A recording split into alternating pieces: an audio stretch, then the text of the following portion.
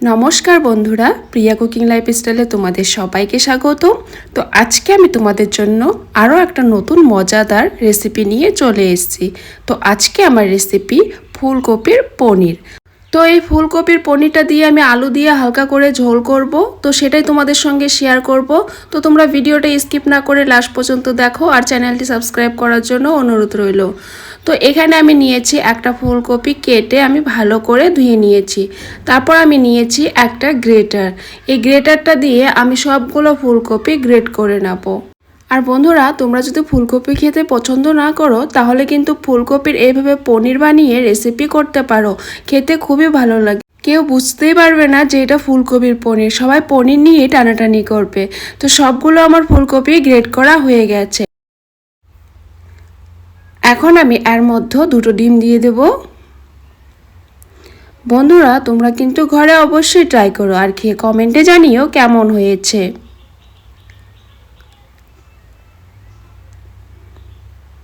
তো আমি দুটো ডিম দিয়ে নিয়েছি। এখন আমি এর মধ্যে দিয়ে দিলাম সামান্য পরিমাণে নুন। নুনটা দিয়ে আমি কাঁটা চামচ দিয়ে এইভাবে ভালো করে ফুলকপির সঙ্গে ডিমটা আমি মিশিয়ে নেব। তো ভালো করে কিন্তু মিশিয়ে নিতে হবে। তো আমার মেশানো হয়েছে, এখন আমি এটা সাইডে রেখে দিলাম আর নিয়ে নিলাম একটা বাটি। তো এই ধরনের বাটিটা হলে পনিরটা ভালো হয়। আর তোমাদের কাছে যদি চারকোনা বাটি থাকে তো সেটাও তোমরা নিতে পারো, সেখানেও ভালো হবে পনিরটা। তারপর আমি বাটিতে ভালো করে তেল লাগিয়ে নিলাম যেন পনিরটা হওয়ার সঙ্গে খুলে আসে ভালো করে। তারপর আমি সেই ব্যাটারটা দিয়ে দিলাম, ফুলকপির আর ডিমের ব্যাটারটা দিয়ে দিলাম।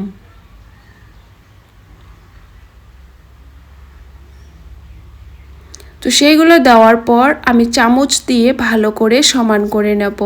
আর এইদিকে আমি সসপ্যানে হাফ সসপ্যান জল দিয়ে গরম করে নিয়েছি, ফ্লেমটা মিডিয়াম টু হাই রেখেছি। তারপর আমি সেই বাটিটা দিয়ে দিলাম। দেওয়ার পর এর উপরে আমি একটা ঢাকনা লাগিয়ে দিলাম। এখন আমি 5 থেকে 6 মিনিটের মতো ভাপিয়ে নেব। তো আমার 6 মিনিট হয়ে গেছে, আমি ঢাকনাটা তুলে দিচ্ছি। তো পনিরটা হয়েছে কিনা সেটা বোঝার জন্য আমি একটা চাকু দিয়ে এভাবে করে নিলাম। দেখো দুপাশটা কিন্তু পরিষ্কার, তার মানে আমার পনিরটা হয়ে গেছে। তারপর আমি নামিয়ে ঠান্ডা করে নিয়েছি। এখন আমি পনিরটা একটা থালার মধ্যে নামিয়ে নেব। তার আগে চাকু দিয়ে এইভাবে সাইডগুলো করে নিতে হবে, তারপর আমি একটা থালার মধ্যে নামিয়ে নেব। তো তারপর আমি একটা থালার মধ্যে নামিয়ে নিয়েছি। তো থালার মধ্যে নামানোর সময় অর্ধেকটা ভেঙে গেছে, তাতে কিছু না, পনিরটা কিন্তু সুন্দর হয়েছে। দেখো, তোমরা দেখে কিন্তু বুঝতে পারছো। তারপর আমি পিস পিস করে কেটে নিচ্ছি। আমি একটু বড় সাইজের করে নিচ্ছি, তোমরা চাইলে ছোট বড় করতে পারো। পনিরগুলো কিন্তু দেখতে সুন্দর হয়েছে। তো আমি সবগুলো পনির পিস পিস করে কেটে নিয়েছি। দেখো, তোমাদেরকে দেখিয়ে দিচ্ছে কত সুন্দর সফট হয়েছে ভিতর থেকে। এখন আমি পনিরগুলো ভেজে নেব। তার জন্য আমি চুলায় কড়াইয়া বসিয়ে দিয়েছি। তারপর দিয়ে দিলাম আমি সরষের তেল। তেলটা দেওয়ার পর আমি তেলটা গরম করে নিয়ে ফ্লেমটা কিন্তু লো ফ্লেমে রেখেছি। লো ফ্লেমে পনিরগুলো ভাজতে হবে। তারপর আমি একের পর এক সবগুলো দিয়ে দিলাম। তো সেইগুলো দেওয়ার পর আমি উপরে ছিটিয়ে দিচ্ছি রং গুঁড়ো। আমি নুনটা দেব না, যেহেতু আগে আমি নুনটা দিয়েছি। তারপর আমি রং গুঁড়োগুলো দেওয়ার পর আমি খুন্তি দিয়ে ভালো করে নেড়ে চেড়ে চারো সাইড পনিরগুলোর আমি ভেজে নেব। আর ফ্লেমটা লো ফ্লেমে রেখে আমি সবগুলো পনির লাল লাল করে ভেজে নামিয়ে নিয়েছি। দেখো কত সুন্দর হয়েছে। এখন আমি পনিরের রেসিপি বানাবো। তার জন্য আমি কড়াইয়ে আরও কিছু পরিমাণ তেল দিয়ে দিলাম।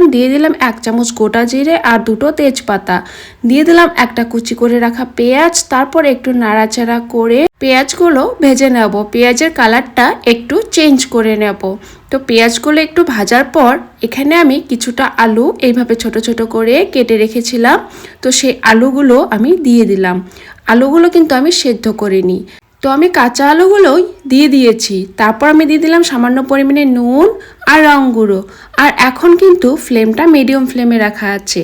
তারপর আমি খুন্তি দিয়ে ভালো করে নাড়াচাড়া করে নিলাম। তো নাড়াচাড়া করে নেওয়ার পর আমি সামান্য পরিমাণে জল দিয়ে দেব। জল দিয়ে দেওয়ার পর আমি ঢাকনা দিয়ে দেব আলুগুলো সেদ্ধ হওয়ার জন্য। আর ঢাকনা দেওয়ার সময় কিন্তু ফ্লেমটা লো ফ্লেমে রাখতে হবে। তারপর 5 মিনিট আমি ঢাকনা দিয়ে রেখেছিলাম, ঢাকনাটা তুলে দিলাম। তারপর আমি খুন্তি দিয়ে ভালো করে নাড়াচাড়া করে ফ্লেমটা মিডিয়াম ফ্লেমে করে 2 মিনিটের মতো ভেজে নিয়েছি আলুগুলো।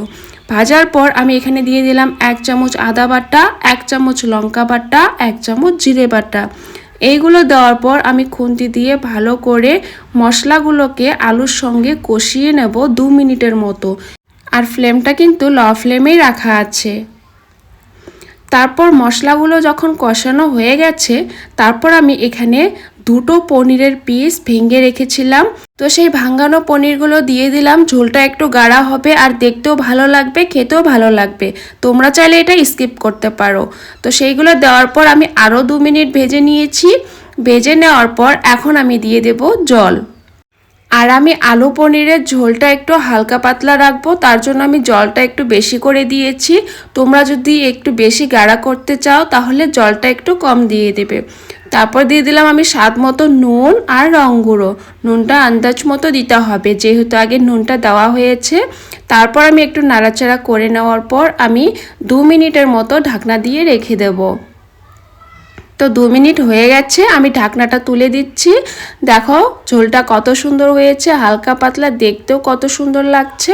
তো এখন আমি দিয়ে দেব সেই ভাজা পনিরগুলো। তো সেইগুলো দেওয়ার পর আরও একটু নাড়াচাড়া করে নেব। তো নাড়াচাড়া করে নেওয়ার পর আমি দিয়ে দেব 1/2 চামচ গরম মশলা। গরম মশলাটা দেওয়ার পর আমি 2 মিনিট জাল করে তারপর নামিয়ে নেব।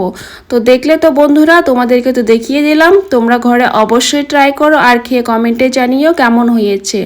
তো দেখো আমি নামিয়ে ঠান্ডা করে নিয়েছি। ওপর থেকে কত সুন্দর লাগছে, খেতে যে কত টেস্টি লাগবে তোমরা দেখে বুঝতেই পারছো।